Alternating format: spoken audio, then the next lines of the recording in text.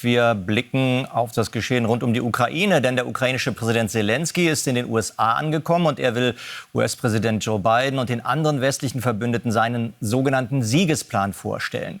Details dazu sind bislang nicht bekannt. Heute und in den kommenden Tagen will Selenskyj aber bei der UN für weitere Unterstützung, natürlich im Kampf gegen die russische Invasion, werben. Am Rande der UN-Vollversammlung ist auch ein Treffen mit Bundeskanzler Olaf Scholz geplant. Unterdessen geriet vor allem die südukrainische Region Saporischschja unter russischen Beschuss.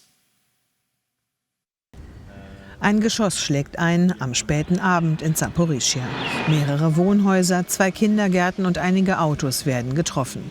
Kurz nach dem Einschlag arbeiten sich die Einsatzkräfte in dem zerstörten Treppenhaus vor, schaffen Trümmer beiseite, um die Bewohner aus ihren Wohnungen zu holen.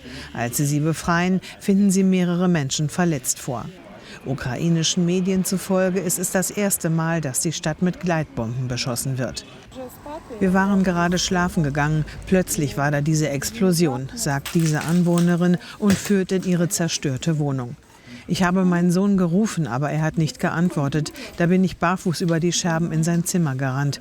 Das Fenster ist zerborsten. Von den Glasscherben hat er Schnittwunden im Gesicht davongetragen. Um diese Angriffe zu unterbinden, dringt der ukrainische Präsident Selenskyj darauf, westliche Waffen auch gegen russische frontnahe Luftwaffenstützpunkte einsetzen zu dürfen und auf die Erlaubnis, mit Langstreckenraketen auch Ziele tief im russischen Kernland anzugreifen. Vermutlich ein Punkt seines bislang geheimen Siegesplans, den Selenskyj bei seinem Besuch in den USA Präsident Biden und den westlichen Verbündeten vorstellen will. Auf dem Weg dorthin sagte er: Der US-Präsident wird der Erste sein, der den Siegesplan vollständig sieht.